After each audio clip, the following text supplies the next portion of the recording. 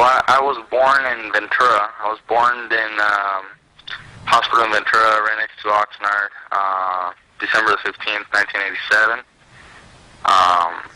It was the youngest in our family, family of 7. So I was the youngest. Quite a few years after the last one. My sister Jackie was the youngest at the time. I think she was 11, and then 11 years later, here I come. Wow. Big difference, huh? You were the baby. Yeah, I was a baby for after like I said, 11 years, 12 years, something like that. What was your home life like growing up? Well, I grew up with my brothers and my sisters. We all lived together with my dad and my mom.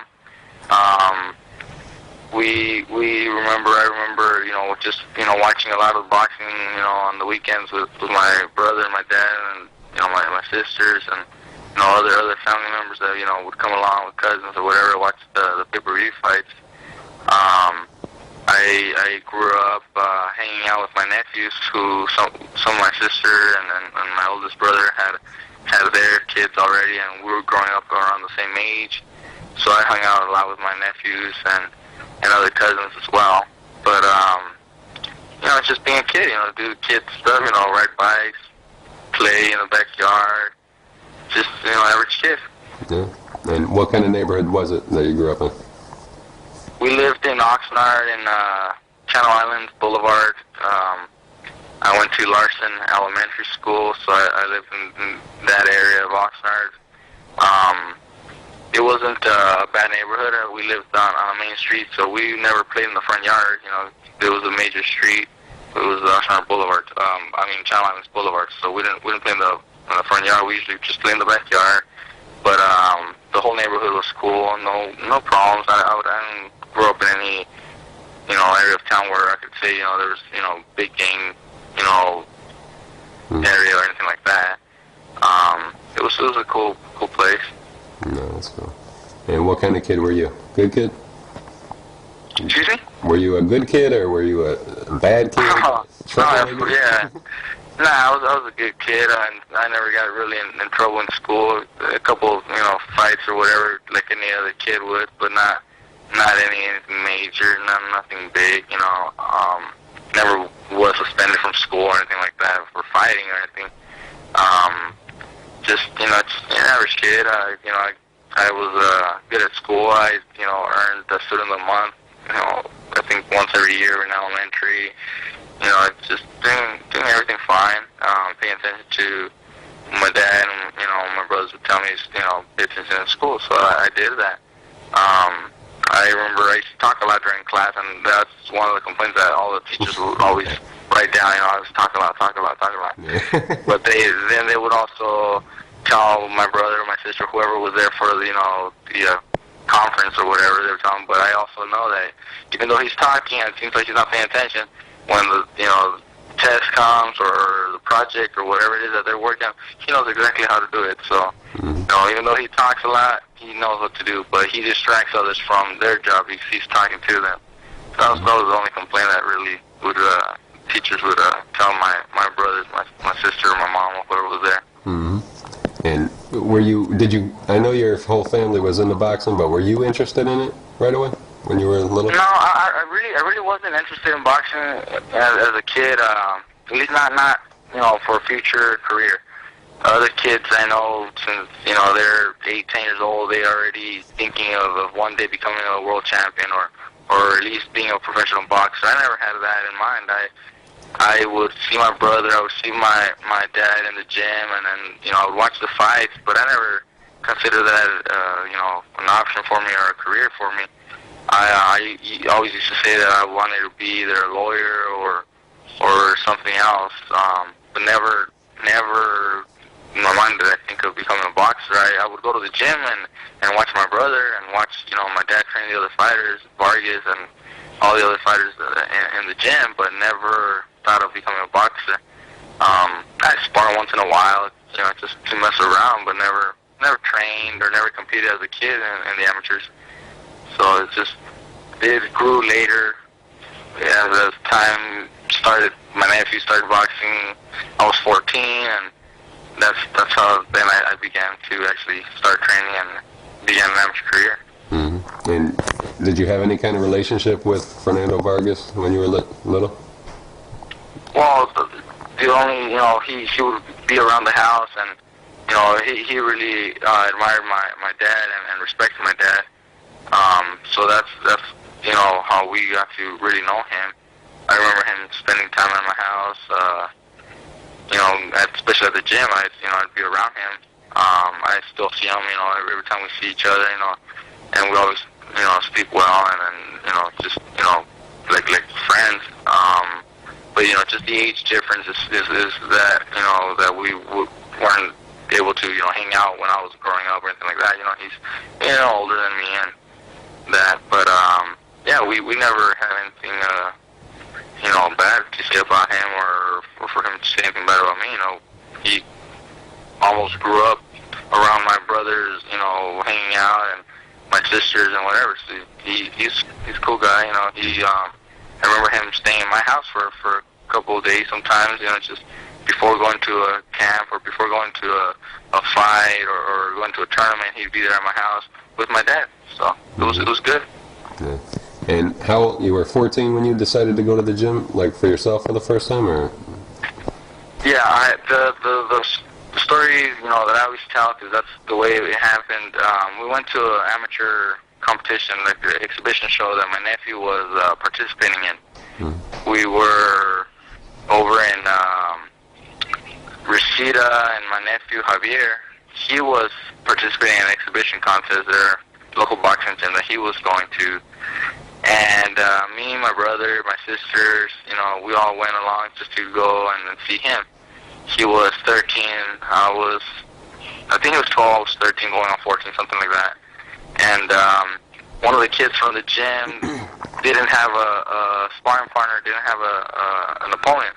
And my brother signed me up. He said, "Hey, you're gonna do an exhibition." Well, I said, "Okay." I don't got anything here, I haven't even been training. I wasn't even training at the time or anything like that. But he signed me up, and I had to borrow some shoes, borrowed a mouthpiece, borrowed headgear, borrowed shorts, everything. Borrowed everything and stepped in the ring. We did 3-round exhibitions, and that was how that started. After that, I think it was maybe a week after that I started actually going to the gym and training.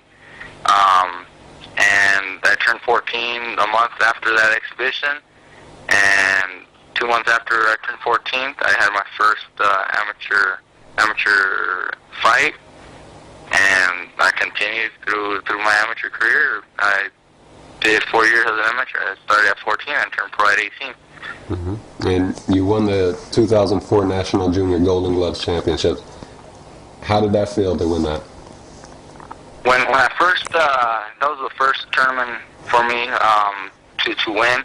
Right before that, I had fought in the Junior Olympics, and I made it all the way through the nationals and lost in the final round, the final gold medal round. So I ended up silver medalist in my first round, which was the Junior Olympics. But who'd you lose to there?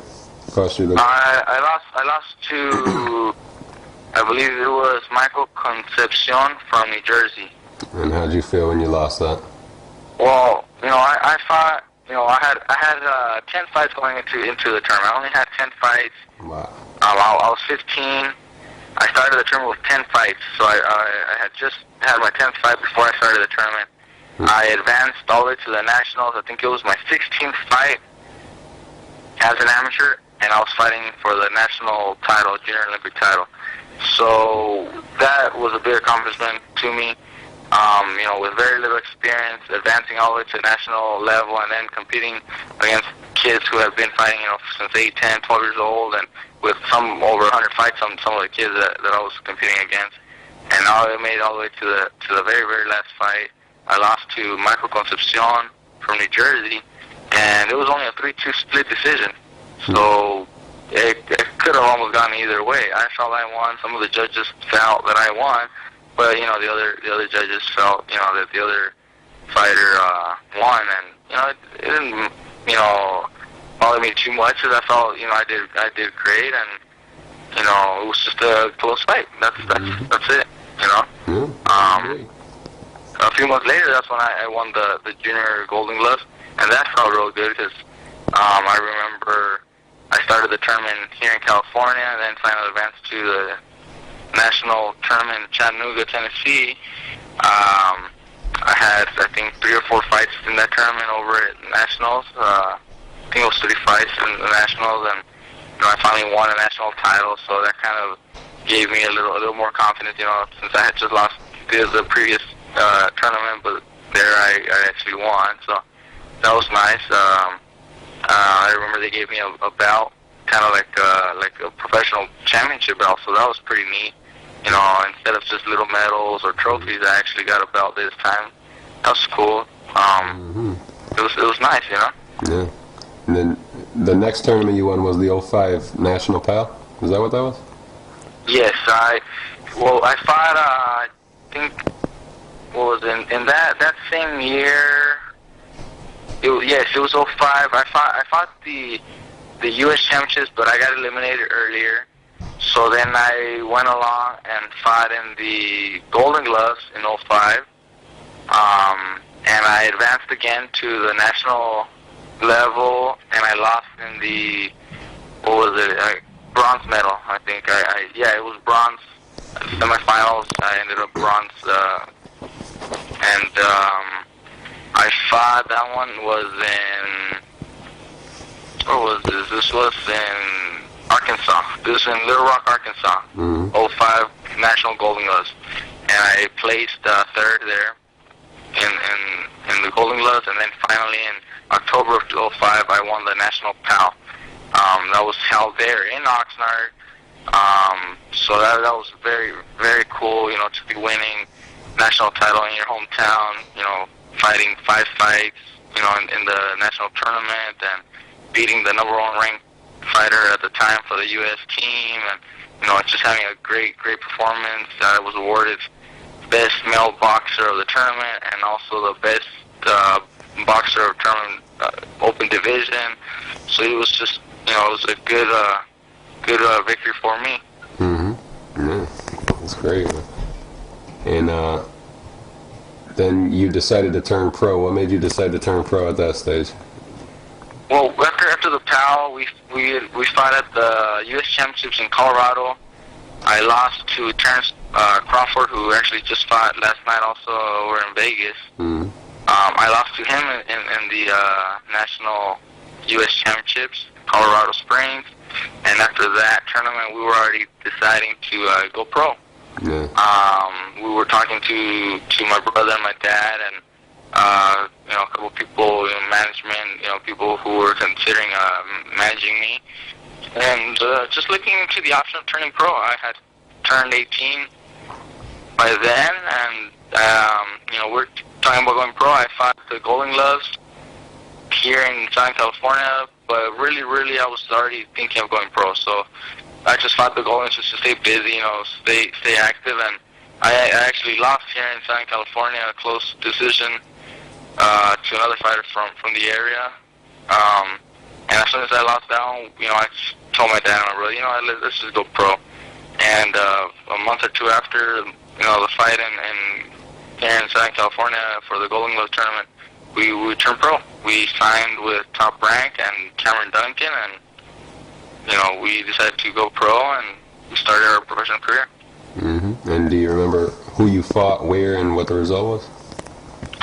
For the first professional fight? Yeah. My first professional fight was here in Montebello, California. It was at the Quiet Canyon.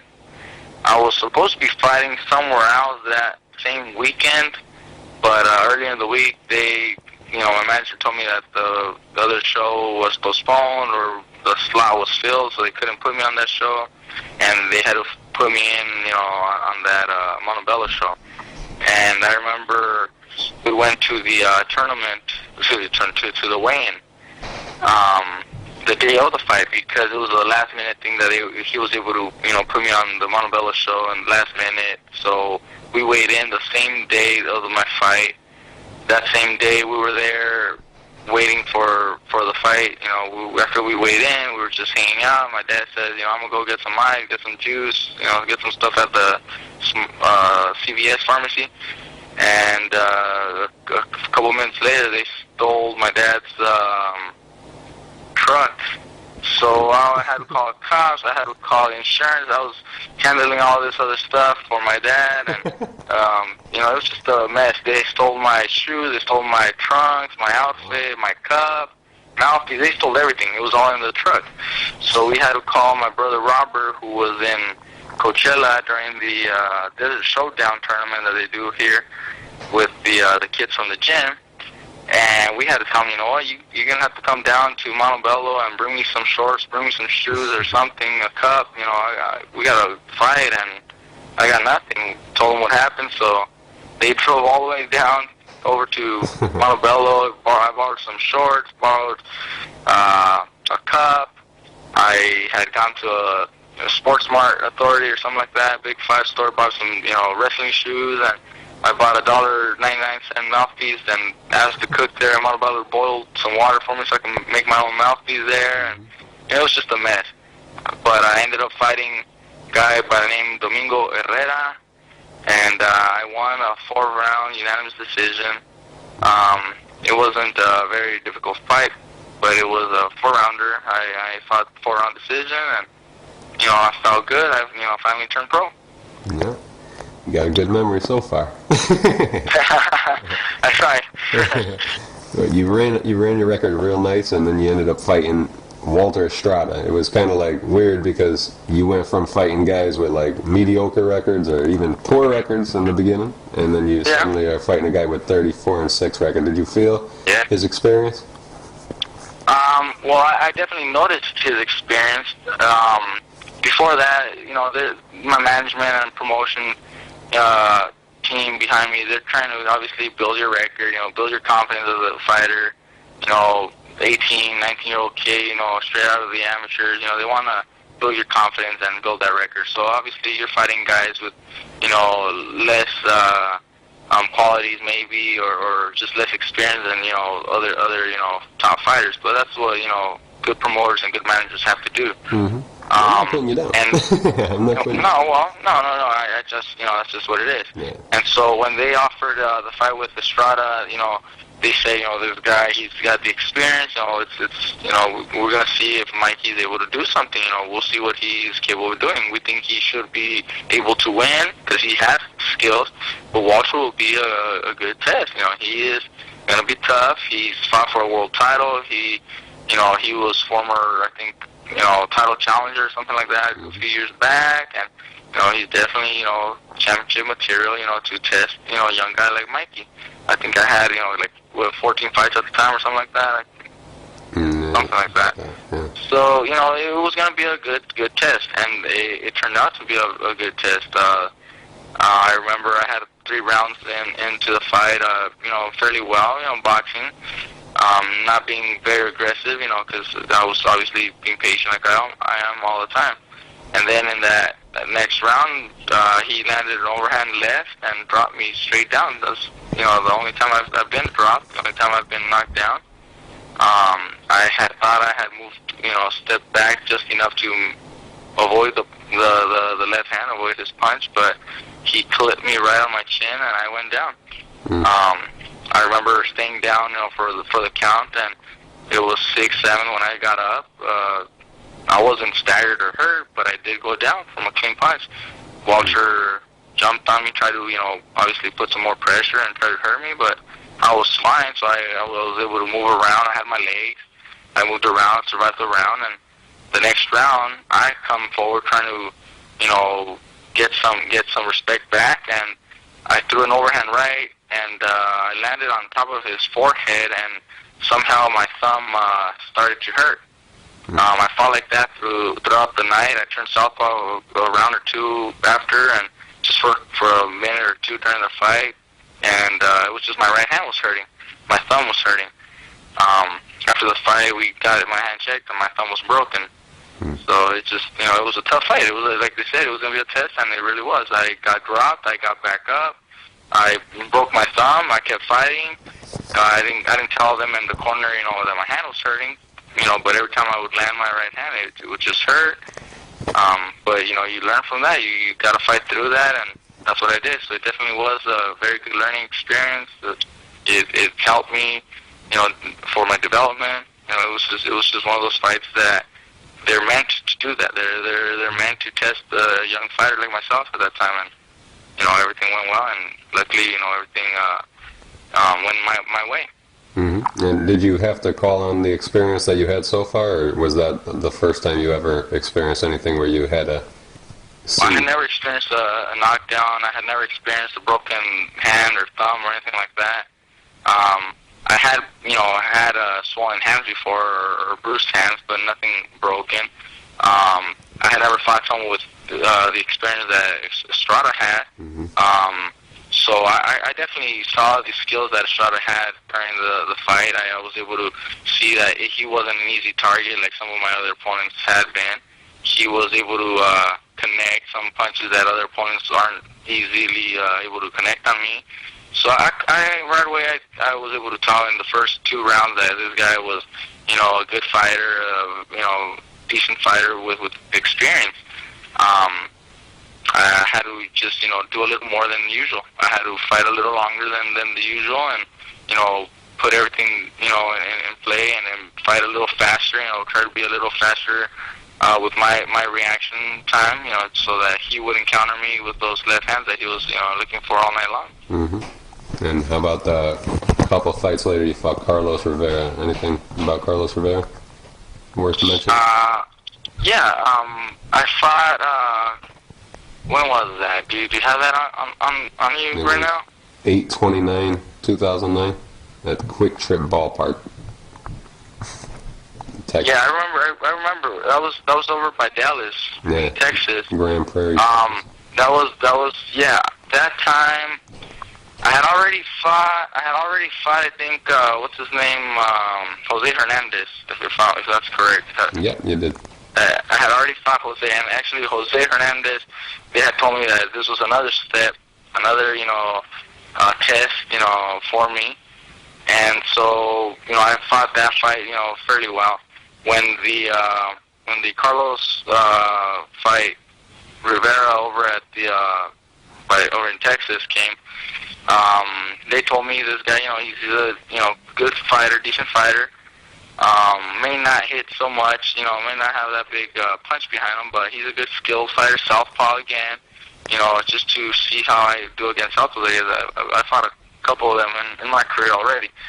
So I remember the fight. It was, I think, a 7th-round stoppage or 6th-round stoppage, something like that. Yeah, let's see, 7th, yeah. 7th, okay. Because I remember we were, I was just starting my reserve academy over in Camarillo. I did the Ventura County Reserves, Sheriff's, and Police Academy. Yeah. So I had just started that. We were working out in the academy. It was a very busy schedule for me during those months. I had started the academy. I would get up in the morning, early in the morning, go run. Then I would go to school, come home, take a quick break, go to a training session, and as soon as I was done with training, I'd head over to the academy. Then I would start the academy around 5 or 6 in the afternoon, and I wouldn't get home till like 10 or 11 at night, and do the same thing the next day. Get up at 6 in the morning, go run, go to class, go to the gym, come home, and go to the academy. So when I did that fight, excuse me? I'm sorry, I didn't want to interrupt you. Go on. Well, when I fought Carlos Rivera, I had just started the academy a few weeks back, and it was just a busy schedule, trying to get the academy going, trying to get that started, and keeping up with boxing at the same time. I didn't have a lot of time to train like other times. You focus more on your boxing and training. Sometimes over here I'd be in a rush. I'd be trying to train in a hurry, something very quick because I had to go to the academy. So I didn't have the perfect training sessions that I would normally have. But I was still able to train and then spar the days that I had to spar. And I remember starting the fight. I did well first few rounds. I felt his punch, not too heavy, so I actually stepped it up a little bit, and I hurt him with those body shots. I remember it was, I think, a left hook to the body that dropped him the first time, and then in that 7th round, I decided to bring it to him a little more, and they actually stopped the fight right away due to a cut. But I was ready to step up the pace that round, and I even remember watching the tape, and Raul Marquez was commenting that right as soon as he saw me come in the round, he said something like, I can tell Mikey's a different fighter this round. He's here looking for a stoppage, and I stopped him right away.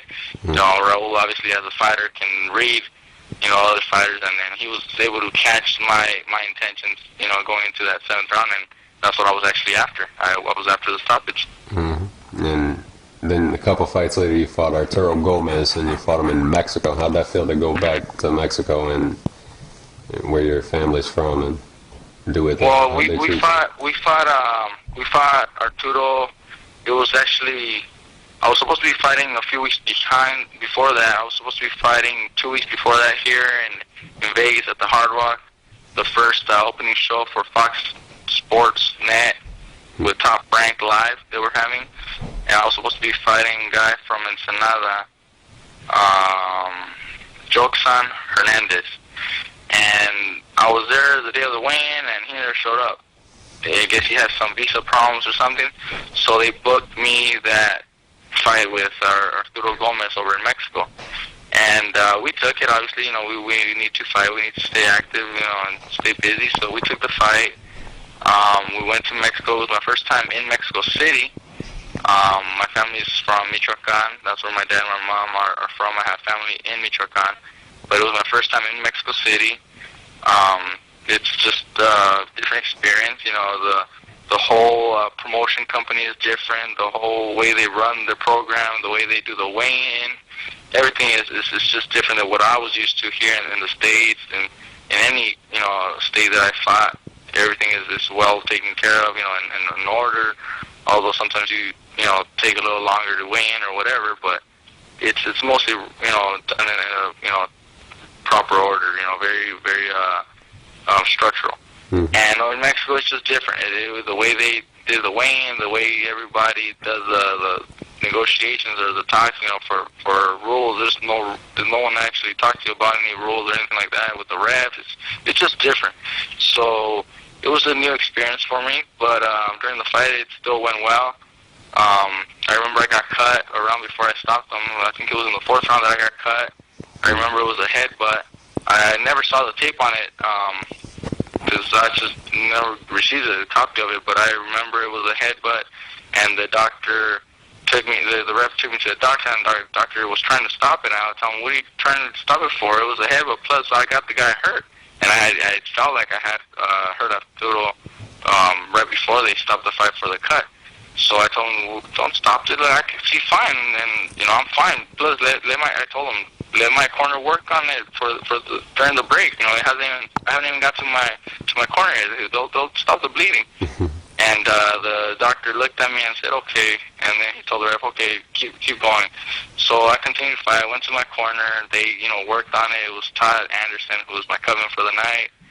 And the next round, I thought to myself, I don't want this fight to be stopped due to a cut, and I'll end up with a technical draw or even a loss, in the scoring.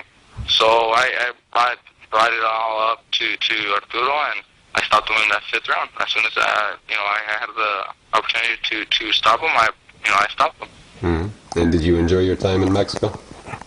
We were only there a couple of days, but it was nice. We went to the local mall there that we were staying near. I can't remember the hotel, but around the corner there was a mall, and people were nice, very very helpful. Trying to help you with everything.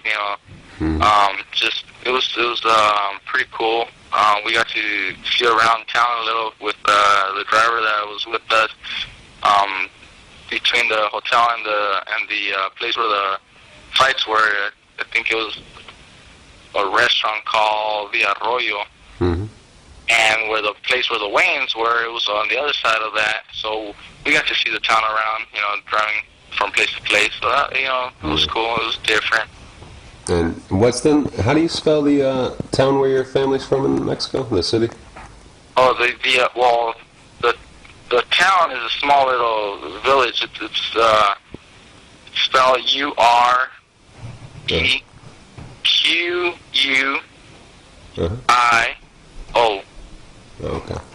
I guess you could pronounce it Urequio. Yeah. That's in Michoacan. That's in the state of Michoacan. Michoacan is spelled M-I-C-H. Yep. O-A-C-A-N. Okay. Michoacan. Thank you, buddy, because I would never have known that one. Then your next fight, you fought Thomas Villa. Yes. And that was for the USBA. Yeah. How'd that fight go? Quick. Well, it was quick, but we weren't expecting it to be quick like that. I remember they had told me, we were fighting Villa, and they said, it's for the USBA title. It's supposed to be, your moment to show us, what you really have.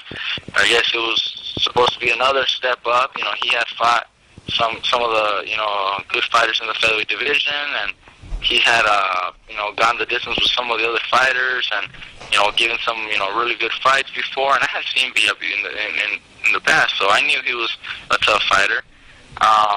But going into the fight, I never thought it would be that, short of a fight. I expected him to be a tough opponent for me, knowing what he's, the kind of fighter that he had fought, and, just his overall, toughness. But as soon as the fight started, I landed, quick 1-2 and 3-2 combination, and I hurt him, and I dropped him. He got back up, and I dropped him again, and that was it. It was like under 2 minutes or something like that, but it was, just one of those nights where everything went, perfectly well for my side, and it was just, very quick, but it just, happened. I landed, I guess, the perfect punch to hurt him in the opening minute of the fight. Mm-hmm. And how did it feel to win that first professional championship? Oh, that was really nice. I remember I had been telling my manager, and me and Robert had been talking about, I need a belt, we want to get a belt, give me something, to show, to get that step, forward, to get ranked in the top, 12 or whatever. We need one of those belts. I was telling him, give me something, NABF, NABO, USBA, something. And the fight with Carlos Rivera, that was for some WBC Latino title. But I never even received the belt. They never even shipped it to me. So I still felt like I didn't have anything. Yeah. So when that fight was for the USBA title, the title was a vacant title there. So the belt was there, already, and they just gave it to me right there in the ring, and, that felt nice. I could actually, see myself with the title now, not just, on paper. Now I held the title on me, and that was real nice. It was very, very nice. The belt looks nice. They gave me a case for it, very, very professional. It's not like you just, go online and buy these or go to a catalog and order one. You actually have to earn it. So I felt good having one. Yeah, I can imagine. And then you fought Pedro Navarrete. Mm-hmm. And you fought him in Mexico again. How'd that fight go? Well, we took that fight because they told me, it's Mexico again, quick. It was a month after my fight with Villa. So I took the fight. But honestly, we were not probably in the best shape for that fight. I had been training, a couple of weeks before. I had been training for the Villa fight, so it was, I wasn't in bad shape. But after the Villa fight, I really didn't step up, the training like I should have for a fight. I was just kind of in the gym, taking light sparring sessions here and there, and just they offered me the fight, so I said, yeah, sure, I'll take it. I've been in the gym, so let's go. Well, it was a decision that I ended up fighting at, and Pedro, he had, I guess, good good corner behind him because he kept avoiding my right hand. You know, he knew what I had. You know, they warned him about it. So he was, you know, smart of, you know, how to fight me. I fought, I think it was an 8-rounder decision or 6-round decision, something like that. Yep, 8-round. And 8-round decision, and I mean, I always felt like I won, but I probably should have and could have done better and maybe even stopped the guy if I had been in better shape.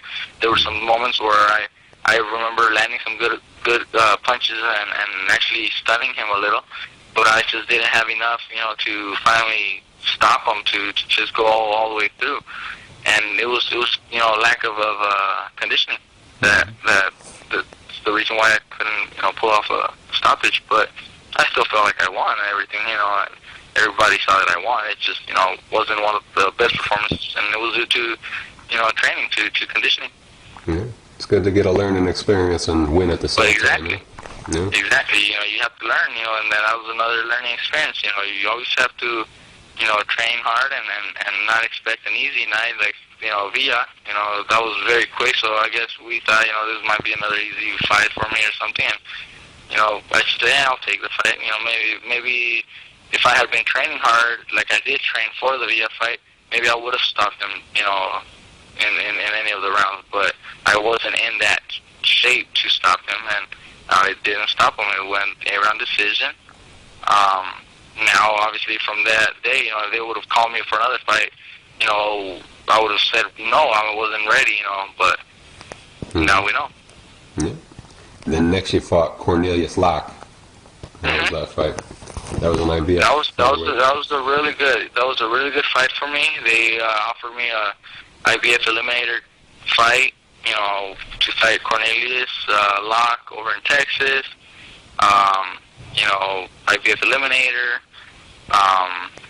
I remember we were over here training, and you know, they told me if I would want to take that fight. We said, of course, you know, it's a title eliminator, let's do it. So we took the fight. We were in great shape. I really got, you know, in really good shape for that fight. We were getting some really good sparring with southpaws because, you know, Locke is a southpaw, so we were training with southpaws. We were sparring very, very well, sparring 10, 12 rounds on regular days all the time. We didn't want to go in the fight and not be in shape. We didn't want the Navarrete fight, you know, to come again. You know, we didn't want that experience again. We wanted to make sure that we were in shape, and we did. We did all the work. I think I dropped him in the second and third round of the fight, and then finally again I stopped him in the, what was it, the 11th, I think it was. So I felt strong throughout the entire night. I felt strong. I didn't feel tired at any moment. I felt like I was winning, you know, almost every single round. We knew Locke, he's a skilled fighter. He had already upset some undefeated fighters in previous fights, and you know, they call him the spoiler or something like that, because you know, he ends up, you know, spoiling the show for some, you know, up and coming fighters. So we knew him. We had seen him before, so we didn't take him lightly. We trained hard. I put all the work in the gym, and during the fight, you know, I just made sure that we were winning every round. And I remember, you know, seeing his expression, reading his body language towards the end of the fight. I remember it was like the 9th, 10th round when I started noticing him kind of giving up a little. His expressions after the rounds, he would kind of, the way he would walk to the corner, the way he would get up from his stool to start the next round. I started noticing, and my brother, my dad noticed, you know, it's time. He's ready to go. So I finally picked it up a little more in the 11th round and stopped him. Nice. Your memories are vivid. You remember everything. I do remember a lot, yeah. And then you fought Olivier Lonchi. I don't know. I never even heard of the guy. What kind of... Oliver, Oliver, yeah. Oliver? Well, yeah, it was Oliver. It was here in Anaheim. I remember they had told me that he might take me a couple of rounds to finally get him, because he went something like 9 rounds or something with Juanma Lopez. And the guy was 18-1 or 19-1, something like that. And I remember going to other sparring, you know, partners and whatever, you know, trying to get someone that might, you know, mimic him, because I had never seen him except the clips that I saw on YouTube. I didn't see any tapes on Oliver or anything like that, except the fight with Lopez, and there was only a couple highlights on YouTube, so I didn't really know anything about the guy. So we're just getting the sparring partners to see, different, styles, just to, prepare for whatever, launch he had, because obviously we couldn't get anything, exactly like him, but just to get in shape. Well, man, it was the main thing, to get in shape. And I was in my locker room, and we were, getting ready, to step in the ring, and here comes Lopez, and he comes to the locker room. Juan Lopez comes to the locker room, and he's telling me and my dad, I've seen you, you're a good fighter, you're a good boxer, you should take care of this, no problem.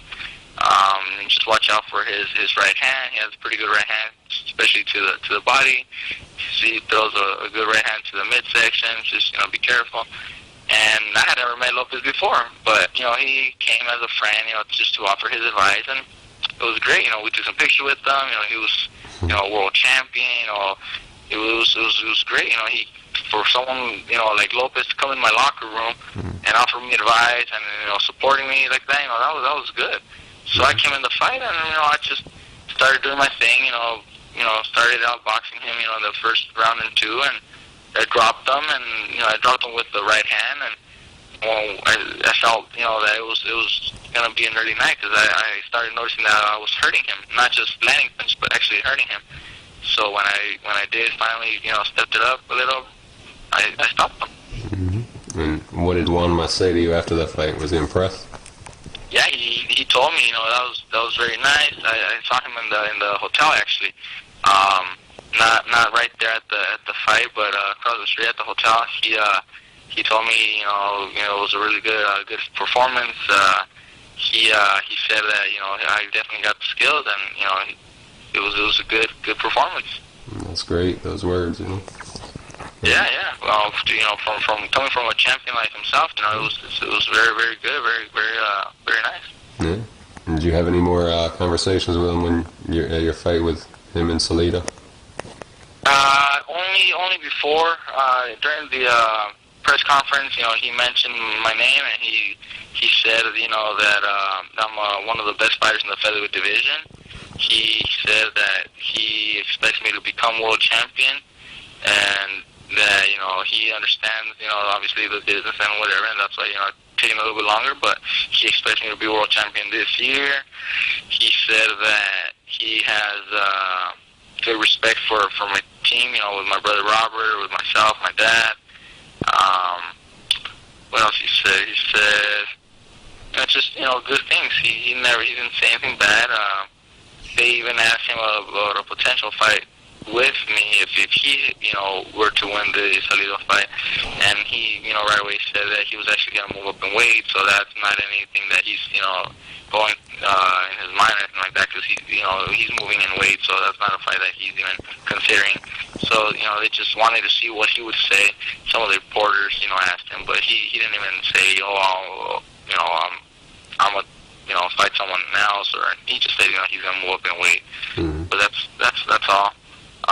Before the fight, he as soon as he was walking towards his locker room, I was already in my locker room, and he saw me, and he said good luck to me, and I said good luck to him as well, and that was it.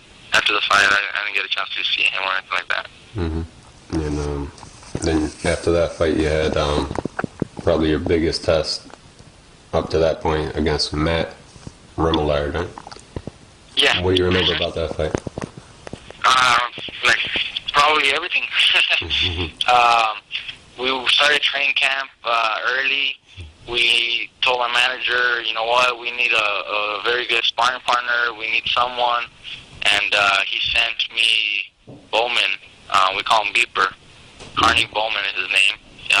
He sent Carney Bowman to spar with me, and he has almost the exact style as Matt Remillard, and he did all my sparring sessions, and it got me in really good shape. I got to practice the things that I needed to work on for Remillard, and it was just perfect training camp. Everything was well. The weight came down perfectly. we started working that camp with Daryl Hudson for strength and conditioning. And it just, like I said, it was just one of those perfect camps. We knew Remillard was undefeated. I'm sure he was hungry to win. I'm sure he wanted to win. So we had to make sure that everything went well, that all the training camp went well, and we did. We did everything. I remember going to New Jersey. I was excited about going to Atlantic City. It was my first time over there. So I was excited to be, in Atlantic City and also to be fighting, Remillard for the NABF, NABO championships. Mm-hmm. Yeah. And how'd that feel to win those championships? Well, we started the fight, and I had eaten some pizza earlier before my fight, and it was one of those boardwalk pizzas, and it really didn't feel so well. So it was like the third, fourth round when I told Robbie, my stomach's not feeling so well. I'm having like a little heartburn or something. So he's like, well, what do you want to do? I'm saying, well, nothing. I'm just letting you know. Because he started asking me to pick up the pace a little longer, a little faster. And so I told him, I need to take a little break, maybe, a round or two, just to let my stomach, work or something, because I can't, just go up and then pick up the pace, and I'm feeling a little heartburn. So, okay, all right, whatever. But I was still, in control of the fight. I was still winning the rounds. I remember as soon as Remillard would try to, do something, bring a combination or something, I would bring it right back to him with more effective punches, and work like that. I think it was 8th, 9th round when I started noticing his body language, his expressions, the way he reacted to the punches.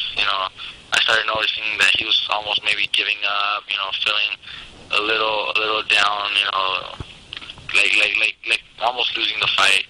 And my brother also had been telling me that for a couple rounds before that.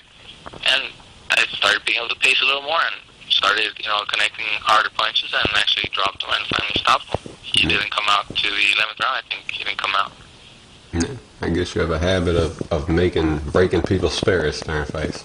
You just keep saying the same thing. Yeah, well, it's just that's how I really work. I try to break them down, and I guess I'm able to read them. That's probably a big advantage and a skill that I have. I'm able to read them little by little. Each round, I'm able to see how they come out the next round and how they did the previous round. And I'm comparing. I'm thinking while I'm fighting. I'm always thinking. I'm always planning what to do, what not to do during the rounds, and just reading their expression, reading their body language, reading the ways they are throwing their punches, the way they're standing in guard, the way they look at me, the way their eyes are, just everything. So it's been working for me. It's worked well. Yeah, I'll say. How did it feel winning those championships? Feel better than? Oh, that was better than any other fight I had. Winning 2 titles, 2 belts the same night. And meaning titles. The NABF, NABO. North American titles. Ranked. Right away, and I think it was like the top 5 or something. I think that Remillard was ranked at the time. He was ranked like someone like 4 or 5 or 3, something like that, by the different belts. So, to beat someone who's ranked in that spot, and for the 2 titles, and it was good. I felt happy. I remember going to my locker room, and with the belts obviously there, I knew they were not going to be, for me, those exact ones. I was going to give those to Matt, and I had planned, to hand them to him in the locker room, go to his locker room and hand them to him. But I went to the restroom really quick, and he actually went and picked them up. My brother was there in the locker room, and he told me, well, he just came pick them up. I said, all right, well, okay. I had, in mind to go in and drop them off for him, but he went and picked them up, and, that was it. He wished me, well, and that was it. It was just a good night for me. You took his O. Maybe he was mad. Well, he might have been a little sad, for losing, but as soon as the fight was over, he wished me well, and he told me, you're a great fighter, and I told him, you're a good fighter as well. Don't feel that one loss is the end. You're a good fighter. I was just a better fighter tonight. And he said, thanks, you're going to be a world champion. He told me the world championship's next for you. I said, well, thank you. Yeah. That's good, man. And then you fought Rafael Guzman. Anything special about that fight? I was just glad he came to fight and came ready to fight and brought, the fight. They had replaced him a day or two before the fight. They had told me I was fighting some other guy, and I didn't even know anything until I got to the press conference that they told me, what, you're fighting this guy. You're not fighting the guy you thought. You're fighting this guy. That's who? Oh, that's what it is. The guy's not showing up. He broke his hand or something. So you're fighting another guy. Okay, well, I didn't even know that, but I guess. They told me the name Rafael Guzman. I said, okay, well, who is he? Like, this guy from Mexico. He was getting ready for a fight next week, so he's in shape. But he might want to run around. He might want to be holding all night long. So it's going to be a boring fight. He's really, really tall, real long reach. It's going to be a boring fight for you, but at least you're going to fight. So, okay. And everybody that came with him, everybody was there. Everybody was ready. But the people that had seen him fight, I guess, or I don't know why they would, think that he was going to be running and holding. But almost everybody was telling me the same thing, that he's going to be running, and that he's going to be holding, and that he's going to be a boring, ugly, one of those, ugly fights, stinky fights. And so when he actually showed up, the first round, came forward, trying to land some good punches, throwing a lot, I felt good. I said, okay, then this guy came to fight, it's a good fight. And I was able to, just land my punches, land my right hands. And when I started landing that jab and that right hand, I figured, okay, if I'm doing this, it's not going to take long. He's going to go down. Mm-hmm. And I put him down with, one of those right hands. I think 4th round or 5th round. Yeah. And then you fought Juan Carlos Martinez. You fought him in New York. You fought him at the Garden, right? It was the theater, the Garden, and the Madison Square Garden, the theater. Not the big arena, but the smaller. Yeah. And how'd that feel to know you were fighting in the Garden, even though it's not the big room, it's still the Garden? How'd that feel? Yeah, well, it was a good show to be part of. Right away fighting on Madison Square Garden, like you say. In New York, first time in New York. I had never visited New York, so I was excited about that. Yeah. I was glad I was fighting there, and to be part of a show, with Donaire headlining the show. It was just nice, to be part of an event like that. Fighting Martinez, who I had seen in the previous, years. I've seen him before. I knew he's a tough guy. I always knew he was tough, and he was going to try to win, obviously. But I just, I was in good shape. I was ready, and I was just, able to hurt him early, and I think it was the 3rd round when I first dropped him, and then finally stopped him in the 4th. Yep. I remember during the 1st round he landed, I think it was like a hook that actually kind of grazed my eye and started puffing up my eye. Some said I never seen the fight again, but they told me that it might have been like an elbow, but I remember it was actually like the side of his glove that grazed me and actually started, puffing out my eye. But whatever, I have to fight. I didn't pay attention to that. I stayed focused and stayed with the game plan, and I finally hurt him and, stopped him in the 4th round. Mm-hmm. And then you had your last fight. It was in Puerto Rico. How was that? How was going to Puerto Rico like? What was it like? This is probably one of the best places that I have been to in regards to a boxing fight. I've been to other places, around the country, and like new experiences, like New York, like Atlantic City. I was excited to be part of and be there and be fighting in these, great venues. But I kind of took a little vacation after the fight, so that's probably why I got excited about Puerto Rico. I stayed there a couple nights after, and got to see the island, got to hang out, and kind of enjoy the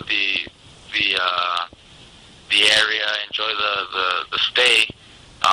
When I went to New York, I really didn't stay much. You know, I came back right after the fight, and same thing with Atlantic City. And before the fight, you know, I don't really go out anywhere because you're there for a fight, you're there training, you're there for a press conference, weigh in on the fight, and then you go home. This time in Puerto Rico, I was able to stay a couple of days after, kind of enjoy the stay, and it was nice. The fight went well. People were happy, you know, and you know, pleased with my performance. They kept congratulating me. You know, they welcomed me very well to the island, you know, to be part of them there, you know, fighting, and you know, it was just, you know, good things, you know, good people. Yeah. How's it feel to walk to the ring in front of all those people? That was a humongous crowd. How's it feel? You nervous walking? The time that's the time when you get a little nervous walking into the ring. Before that, if you see me in the locker room, I'm really relaxed, you know, really calm, real chill, just sitting down, waiting for the moment that they tell me, you know, it's time. I start warming up, you know, about 30, 45 minutes before the fight. You start, you know, getting ready or whatever. But I'm still very relaxed. I'm not jumping up and down trying to hype myself up with music or with chants or cheers, anything like that. You know, I don't like any of that stuff. I'm real calm. Everybody's just sitting down, just waiting for them to tell us it's time. But as soon as you're walking into the ring, you know, the music goes out, the fans, you know, start cheering, clapping, and that's when you start getting nervous during that ring walk. Mm-hmm. It was very nice for the people to receive me, you know, very well and applauding and cheering for me, like if they knew me, you know, personally, or like if I had fought there before, or like if I was, you know, someone that they were looking forward to, and you know, just like someone they knew. You know, I was the first time there in Puerto Rico, you know, but it was they received me, they welcomed me very well, so that was real nice of them to be like that. Mm-hmm. And what's a young guy like you do in Puerto Rico with all those ladies? I was there with my wife. Oh, I didn't even know you were married.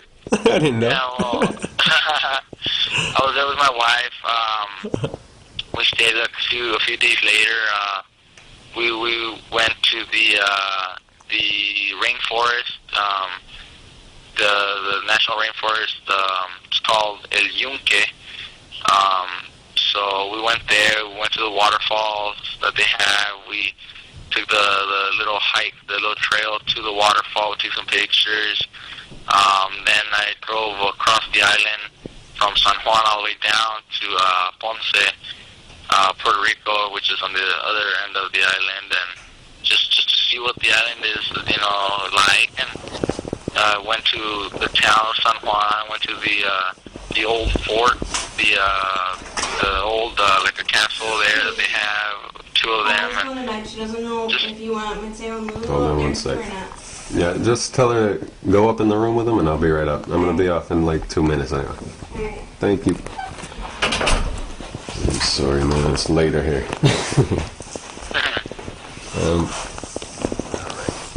So what about the fight itself? Was it a tough fight? We were expecting it to be, but I guess, you know, I was able to control the fight, you know, at my distance, at my pace, all night long. I was expecting Concepcion to come forward more and be more aggressive, especially in the earlier rounds. But he didn't. He actually tried to stay on the outside, try to box. I don't know if his game plan was to maybe go the distance and really not, you know, look for an early night, how he had fought some of his earlier fights. You know, in his earlier fight that I've seen him, you know, he's always the aggressor, coming forward, throwing those overhand rights and left hooks and trying to stop you. But with me, he did. I don't know, maybe he felt respect for me, or maybe he felt, you know, that he wanted to change his fight style, maybe to switch it up on me, you know, maybe take me off, you know, get me off guard or something. But I was able to, you know, control the fight at my pace and my you know, my distance, and just kind of, you know, chop him down again like I always, you know, normally do. And I think it was the 6th round when I noticed, and my brother noticed in the corner, that, you know, he kind of was giving up on himself.